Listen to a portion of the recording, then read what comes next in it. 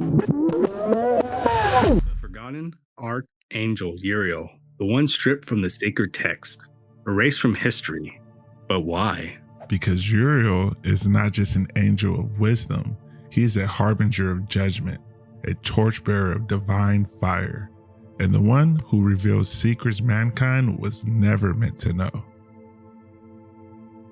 Uriel, meaning God is my light, or fire of God in Hebrew, he is often associated with divine wisdom, illumination, and prophecy. Though absent from modern biblical canon, he appears in ancient Jewish and Christian traditions, guiding humanity through some of history's most pivotal moments. Yet, unlike Michael, Gabriel, or Raphael, his name was erased from official scriptures. Why? Was his wisdom too dangerous? Perhaps, but his presence is undeniable. In Book of Ezra, chapter 4, verses 1 through 6, Uriel is sent to the prophet Ezra to answer deep mysteries about the end times. Then the angel who was sent to Ezra, whose name was Uriel, said, "Your understanding has utterly failed regarding this world. And do you think you can comprehend the way of the Most High?" Ezra replied, "Yes, my lord."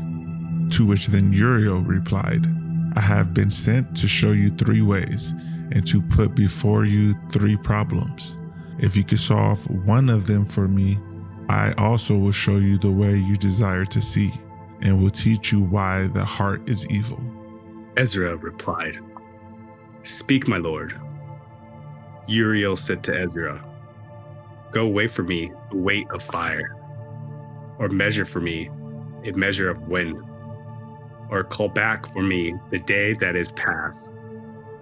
Ezra said, "Who of those that have been born can do this, that you ask me concerning these things?"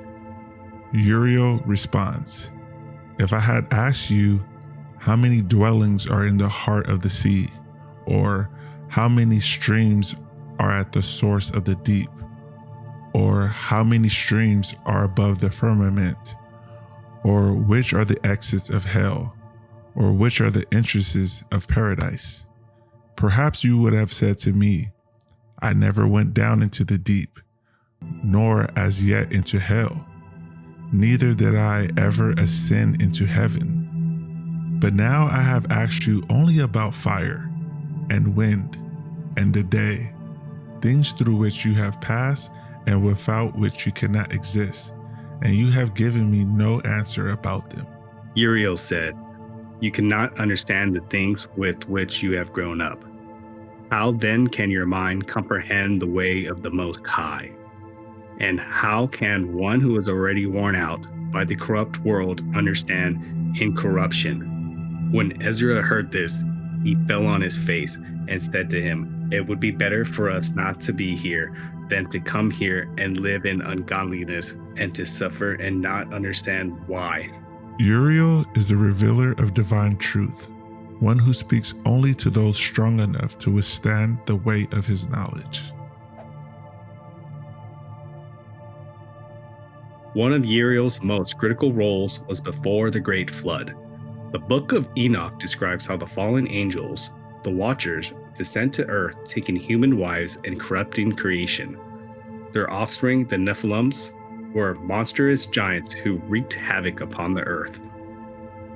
In the Book of Enoch, chapter 10, verses 1 through 3, it is written, "Then said the Most High, the Holy and the Great One spoke, and sent Uriel to the son of Lamech, and said to him, Go to Noah and tell him in my name, hide thyself, and reveal to him the end that is approaching, that the whole earth will be destroyed, and a deluge is about to come upon the whole earth and will destroy all that is on it.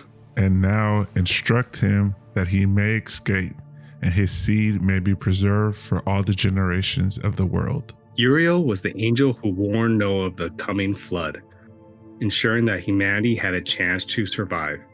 Without Uriel, there will be no ark, no humanity left to rebuild. Many believe that Uriel was the angel stationed at the gates of Eden, wielding the flaming sword that prevented Adam and Eve from re-entering paradise after their fall. In the book of Genesis, chapter 3, verse 24 states, "After he drove the man out, he placed on the east side of the Garden of Eden a cherubim, with a flaming sword flashing back and forth to guard the way to the tree of life." Uriel's fire was not just to keep them out, it was to protect the tree of life, ensuring that corrupted humanity could never become immortal. Uriel wasn't just a guardian, he was a punisher too. Uriel described as one of the angels who will take part in the final judgment. In Enoch chapter 27, verses 1 through 4, he leads the souls of sinners to their final fate. Enoch said, "For what object is this blessed land, which is entirely filled with trees, and this accursed valley between?" Then Uriel, one of the holy angels who was with me, answered, "This accursed valley is for those who are cursed forever. Here shall all the accursed be gathered together who utter with their lips against the Lord. Here shall they be gathered together, and here shall they be their place of judgment. In the last days there shall be upon them the spectacle of righteous judgment in the presence of the righteous forever. Here shall the merciful bless the Lord of glory, the eternal King. In the days of judgment over the former, they shall bless him for the mercy in accordance with." Uriel is a avenger of righteousness, ensuring that the fallen never rise again, fighting with fire and with truth. But if Uriel was so powerful, why was he removed from the church doctrine? In the 8th century, Pope Zachary removed Uriel and 3 other archangels' names from official recognition, fearing that the veneration of angels could lead to idolatry. The official list of archangels will now descend to 3. Uriel's name disappeared from doctrine, but not from history. Some say Uriel still walks among us, guiding those who seek wisdom, whispering truth in the ears of those willing to hear. Or maybe, just maybe, he's watching you right now. What do you believe? Is Uriel still a guardian of wisdom, or a force erased by time? Archangel Michael's story transcends cultures, religions, and time itself. As he stands at the forefront of battles both divine and damned. But behind the golden armor and the sword of light, what is the true nature of this celestial being? What makes Michael unique among the countless angels? Today, we'll uncover the legend of Archangel Michael, his role in the cosmic battles, and his underlying devotion to the divine. Let us begin. The name Michael means "who is like God" in Hebrew, and archangel meaning chief angel or chief messenger in Greek. Archangel Michael is not just a celestial being. He is a force of divine will with unparalleled strength. Revered in Christianity, Judaism, and Islam, Michael is one of the most powerful and enduring figures in religious and spiritual lore. Michael, a leader of angels, a warrior against the forces of evil, and a divine protector of mankind. The story of Archangel Michael doesn't begin with swords and glory, or even his birth. It begins with the celestial war, a cosmic battle between the forces of light and darkness. A war so fierce, it would shape the fate of the heavens and the earth below. The book of Revelation describes Michael as the one who led the heavenly army in the great war against the fallen angel Lucifer, who would become Satan. As the story goes, Lucifer, once a radiant archangel, grew prideful and rebelled against God's divine order. A war broke out in the heavens, shaking the very foundations of creation. It was Michael, armed with strength and righteousness, who led the heavenly host, casting Lucifer and his followers out of heaven. Revelation 12, 7 through 9. Then war broke out in heaven. Michael and his angels fought against the dragon, and the dragon and his angels fought back.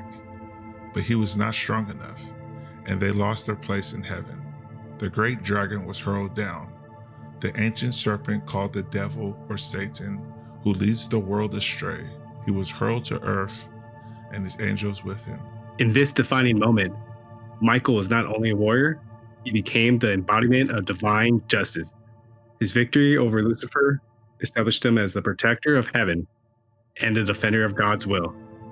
As the protector of God's will, Michael defends humanity from the forces of darkness, forces that seek to corrupt and destroy. But Michael's role extends far beyond the battle in heaven. He is also a figure of justice. In the book of Daniel, Michael is described as the protector of Israel. Book of Daniel, chapter 10. Then behold, a hand touched me and sent me trembling on my hands and knees. He said to me, O Daniel, man of high esteem, understand the words I'm about to tell you, and stand upright, for I have now been sent to you. And when he had spoken this word to me, I stood up trembling. Then he said to me, Do not be afraid, Daniel, for from the first day that you set your heart on understanding this and on humbling yourself before your God, your words were heard, and I have come in response to your words. But the prince of the kingdom of Persia was withstanding me for 21 days. Then behold, Michael, one of the chief princes, came to help me, for I had been left there with the kings of Persia. However, I'll tell you what is inscribed in the writings of truth. Yet there is no one who stands firmly with me against these forces except Michael your prince. Also in Daniel 12:1, now at that time Michael, the great prince who stands guard over the sons of your people, will arise, and there will be a time of distress such as never occurred since there was a nation until that time. And at that time your people, everyone who is found. The book of Daniel, Michael is portrayed not as a warrior of destruction, but as a shield against the force of evil, guiding and protecting the faithful. His strength is not only in combat, but in his unwavering dedication to safeguarding what is good and just. Throughout the centuries, the figure of Michael has evolved. In the apocryphal Book of Enoch, Michael of the seven archangels is depicted as a powerful archangel, tasked with overseeing the punishment of the Watchers, which are fallen angels who corrupted humanity. His role as a divine enforcer of justice is made clear, as he ensures that no sin, no corruption goes unpunished. However, the book of Enoch was removed from the Bible due to the writings being inconsistent with the Torah. Jesus and his apostles did not consider the book to be scripture.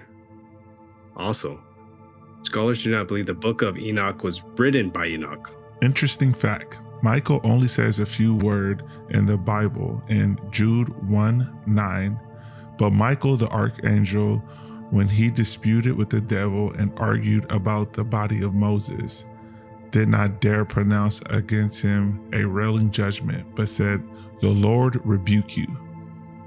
In this verse, Jude tells us that Michael the archangel, one of the highest angels in heaven, had a confrontation with the devil about the body of Moses.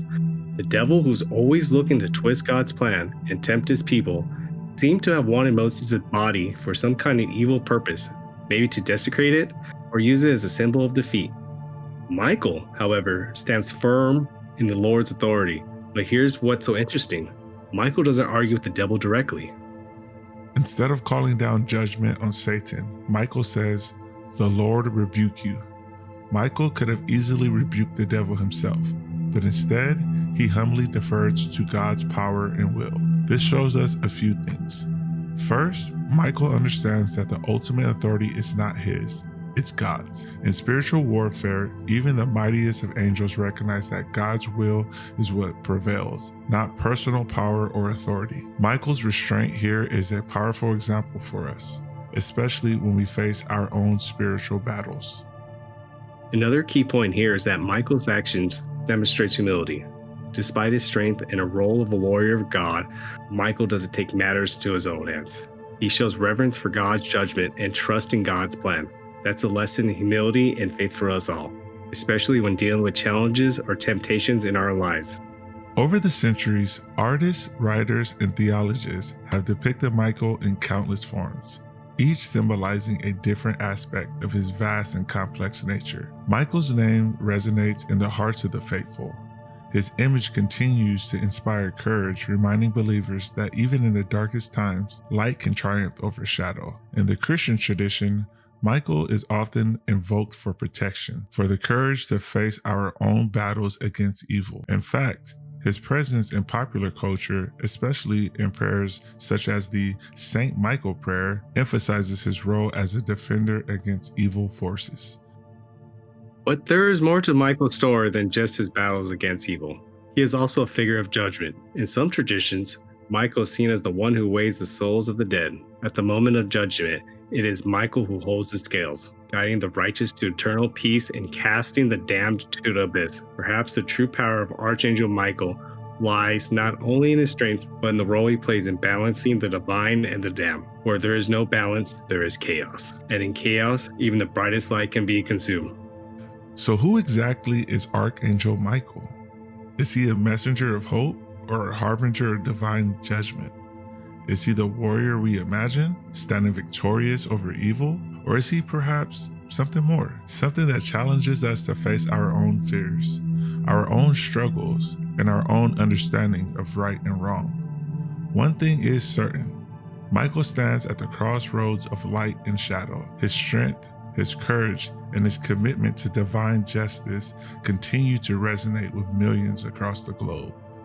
In the end, Archangel Michael is not just a figure in religious lore. He is a representation of the divine will, a will that cannot be shaken. No matter the forces that seek to tear it apart, as long as there is light, there will be Michael, standing watch, observant, ever true.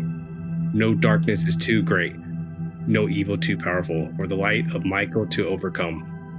From the battlefields of heaven to the protection of the faithful on earth, Archangel Michael remains one of the most revered figures in the spiritual world. His legacy endures as a symbol of divine power and eternal struggles between good and evil. Some people don't just survive. They return when they shouldn't. No pulse, no explanation, and no reason they should still be alive. Doctors call it rare. Others call it something else. Welcome back, truth seekers, to Tales of the Divine and Damned. Human history is filled with stories of miracles, moments when suffering ended suddenly, when signs appeared in the heavens, when the impossible seemed to unfold before human eyes. For believers, these events are reminders that the divine still touches our world. But even for skeptics, some of these moments are difficult to ignore because they did not happen in secret. They happened in front of crowds. They were documented, investigated, and in some cases, studied by scientists themselves. Which creates an uncomfortable tension, because science depends on predictable laws.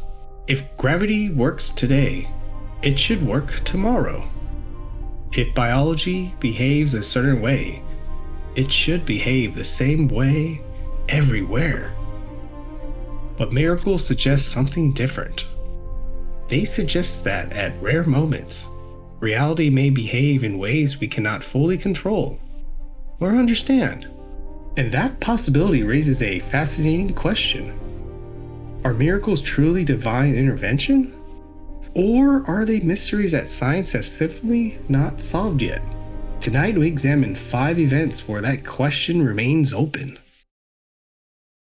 There are moments in life when reality feels stable, predictable, ordered.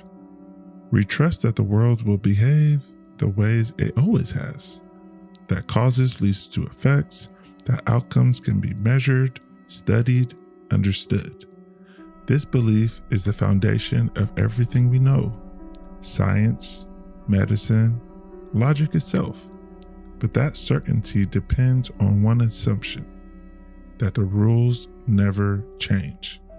And most of the time, they don't. Gravity holds. Time moves forward. The body follows its limits.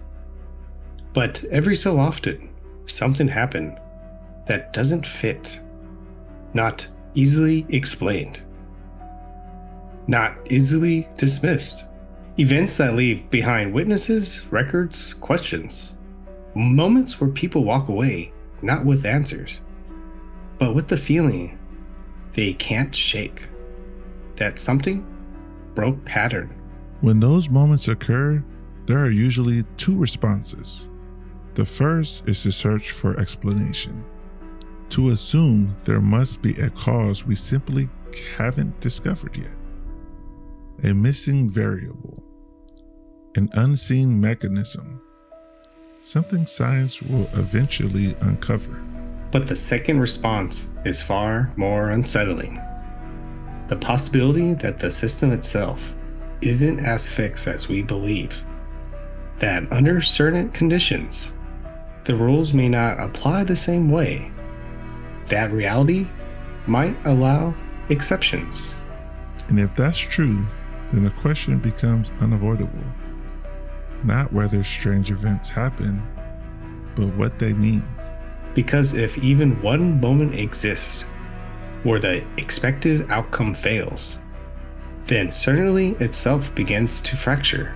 To explore that possibility, we turn to a moment where the pattern didn't break quietly. It broke in full view, witnessed not by one, but by thousands. Documented, debated, and still unresolved. Because if reality can bend, then sooner or later, it won't do it in secret. It will happen where no one can ignore it, where belief doesn't matter, where doubt doesn't protect you, where everyone sees the same thing and still can't agree on what they saw. In the year 1917, in a small town in Portugal, a prediction was made, a specific day, a specific sign, and despite skepticism, despite ridicule, the people came anyway. They came expecting nothing. Some came to mock. Some came to disprove. Some came simply to watch a prophecy fail. But what they stepped into was something far more difficult to dismiss. By midday, the field near Fatima was filled with tens of thousands. Rain fell steadily. The ground turned into mud beneath their feet, and above them, a sky completely covered in clouds. No stage, no illusion, no controlled environment, just a crowd waiting. And then the sky began to change.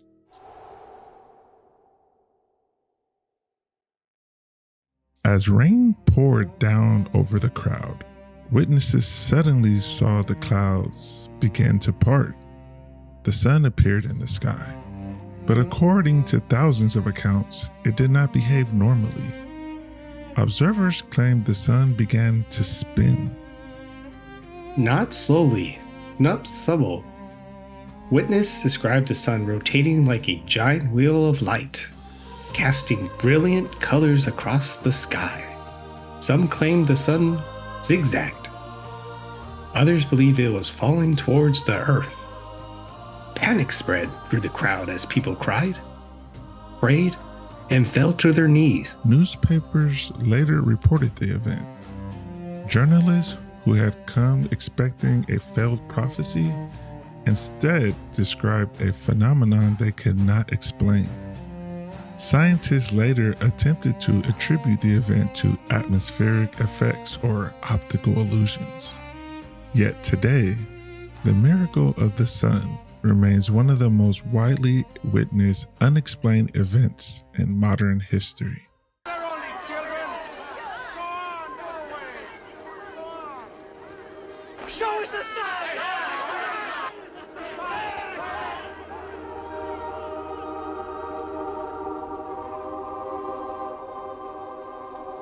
We knew you'd come to us, dear lady. What do you want? I want to tell you that the war is going to end soon, and the soldiers will return to their homes. Do not fear.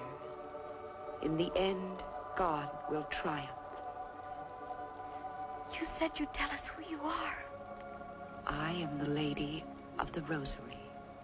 Queen of the Most Holy Rosary. Where's Our Lady? We haven't seen her. A child talking to the empty air. We saw nothing, heard nothing.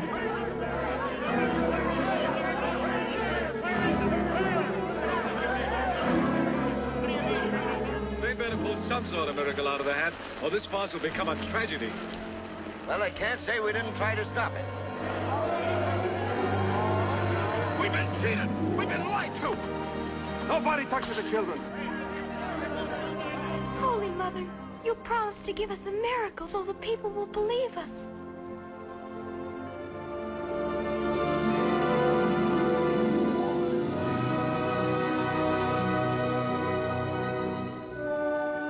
Look at the sun. The sun, look at the sun.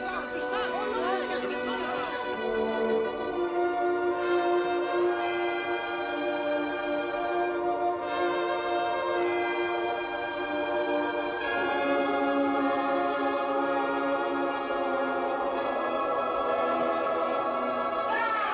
The sun! Look at the sun, it's falling!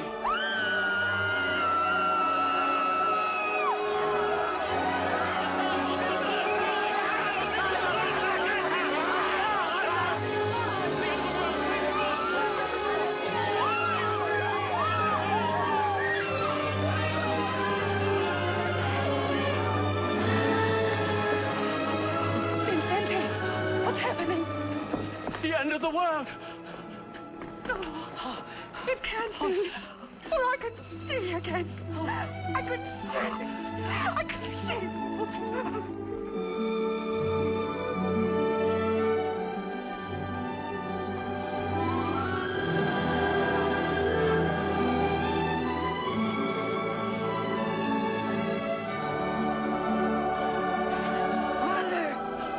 That's a miracle! A miracle! A miracle!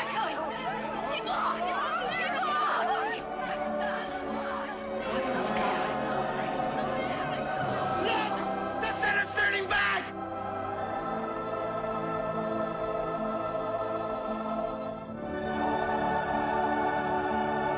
The sign, the sign.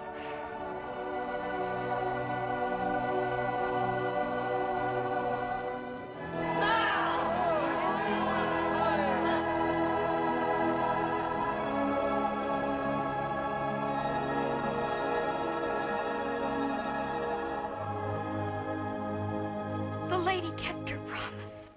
Holes are dry. It's dry. My clothes are dry. Mama, look. Oh, Mama. So are ours. Look.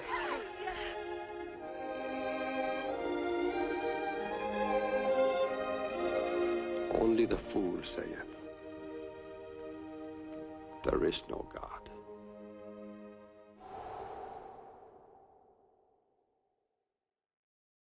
In 1531, a humble farmer named Juan Diego reported seeing a radiant figure on a hill near Mexico City.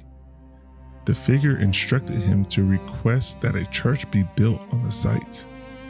To prove the encounter was real, a sign would be given. According to historical accounts, when Juan Diego opened his cloak before the bishop, roses fell from inside the fabric. But something else appeared as well. An image. A detailed image of a woman that has somehow formed on the cloth itself. The cloak, known as the Tilma of Guadalupe, still exists today. Scientists who have examined it discover something remarkable.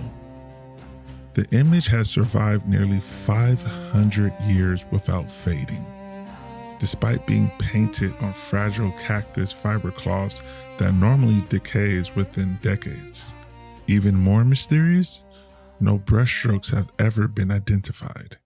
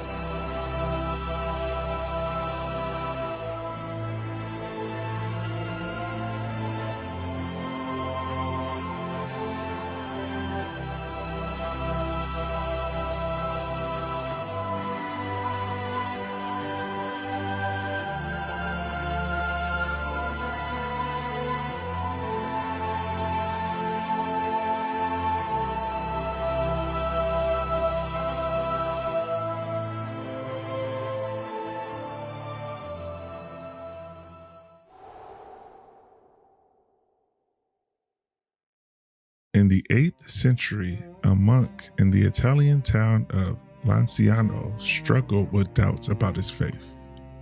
During a religious ceremony, something extraordinary occurred.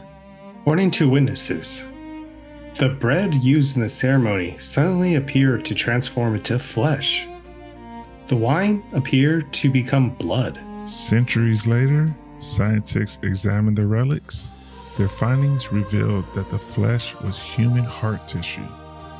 The blood type matched AB blood, the same rare type identified on another famous relic, the Shroud of Turin. Even today, the material has shown no signs of decay. Around the year 750, an unknown monk of the Order of St. Basil, who was versed in the sciences of the world but ignorant in that of God, was suffering doubts about the truth of transubstantiation.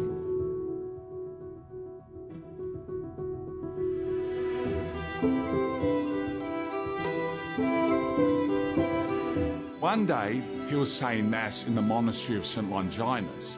While reciting the words of consecration, the host suddenly turned into flesh and the wine into real blood.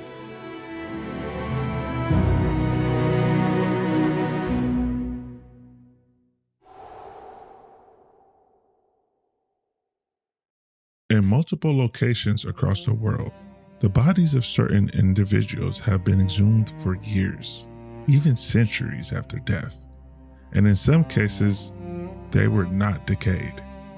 Among the most well-known are Saint Bernadette of Lourdes, Saint Charpel Malkoff, and Saint Catherine Labour, whose bodies were found remarkably preserved long after burial.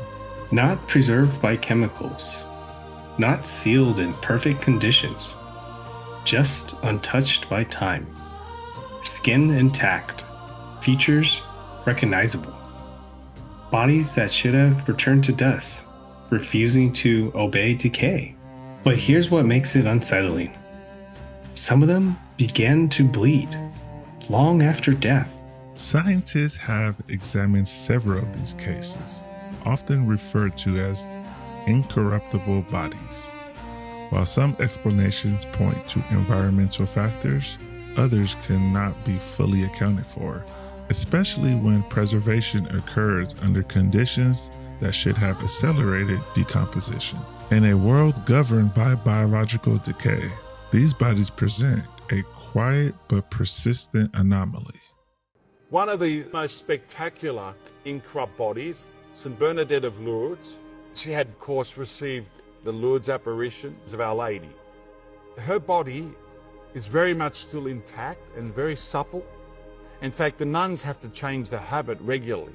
They have to put new clothes on her because her body still sweats and soils the habit. Now, I was told this a couple of decades ago. There was a decision once by the religious order to put her in another habit, not in the original habit that she was dressed in and died in as a nun in the 19th century. And so they wanted to put her in one of the more modern, up-to-date habits. And when they tried to do that, they tried to separate the hands. As you can see, the hands are together. The hands wouldn't separate. The body would refuse to accept that and wanted to stay, and it's telling us she's to stay in the original habit she lived and died in. And that's the case today.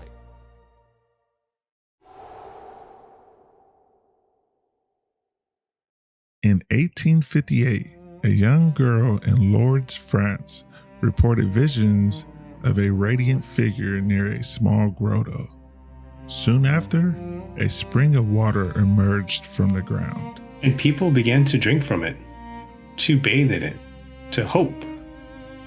And some of them walked away healed. Not gradually, not over months, instantly. What makes Lourdes different is not just the claims, but the scrutiny. A medical bureau was established to investigate reported healings. Cases were examined by doctors, documented, challenged, and yet dozens of bodies remain officially classified as medically inexplicable. Today, I'm here to speak to Antonia Racco. the 72nd official miracle of Lourdes. In 2004, Antonia Racco had severe migraines accompanied by cramps and generalised anaesthesia with walking difficulties. In 2006, she was diagnosed with primary lateral sclerosis, or PLS, a rare form of motor neuron disease which only continued to worsen. In 2009, she visited Lourdes for a week on pilgrimage, and it was here that she went into the baths. Bernadette Soubirous had 18 apparitions here between February and July 1858. On the 9th apparition, she received a request. Go and drink from the spring and wash yourself there. At the time, the spring was no more than a muddy patch of water, but now that has turned into a whole building full of baths that pilgrims come to wash in. One such pilgrim was Antonia Racco. The day after my arrival in Lourdes, I was brought to the baths to bathe in the waters of the spring. The lady volunteers at the baths helped me get undressed and put a blue towel around my body, and then a volunteer on my right and a volunteer on my left helped me walk towards the bath, and each would help me move my legs, one my left leg and one my right leg, so I could arrive walking to the tub. At this moment, we prayed one prayer together, that I heard the beautiful voice of a young woman, which told me 3 times in succession, "Don't be afraid, don't be afraid." In that moment, I started crying and started praying for the intention that I brought from home. And in that moment, I felt a big pain in my legs. I had the feeling that my legs were being taken away, but this didn't distract me. I kept praying. And at that point, the volunteers helped me to get out of the baths. And I kept telling them, "It has been beautiful."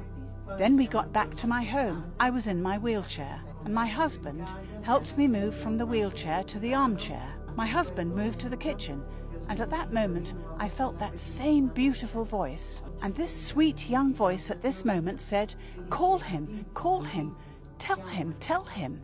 And it was at this moment that I called my husband and said, "Antonio, my love, come here. Something has happened." And at that moment I stood up from the armchair. And I wanted to sit back down, but I couldn't, because I felt like somebody held my back from behind. And that was not enough for me, because I walked to the middle of the room and did 2 pirouettes in the middle of the room. And at this moment, my husband came towards me. It was at that moment that we hugged each other. I started crying. And we knew that I had been cured.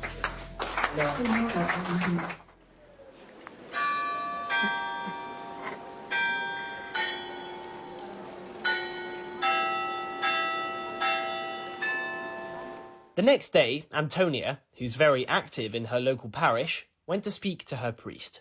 The next day I called my parish priest and told him that I needed to tell him something. So I told the priest on the phone, "I can walk," and there was no voice at the other end of the line.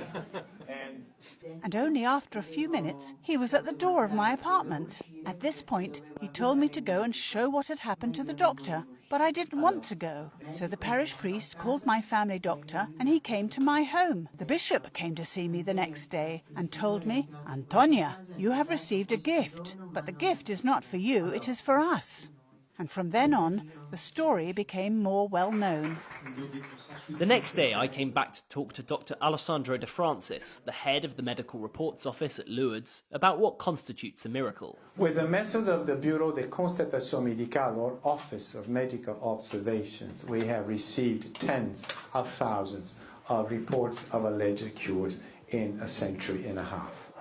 Once we are in front of the story of someone who has a diagnosis, precise diagnosis, of a diagnosis of a disease with a severe prognosis, and this person reports, and we have proven by clinical records and all the rest, that the cure happened with no premonitory signs, it happened clinically instantaneously, it happened with a complete recovery, and is lasting now for a number of years. The 7th and last criteria is, and imagine, these were written in 1734, but they're so rational, they're valid today, that the cure must have no possible explanation. No possible explanation. I believe, and I say it out loud, that a cure which one day will be recognized as a miracle by a bishop is a gift of God, and it's about the freedom of God.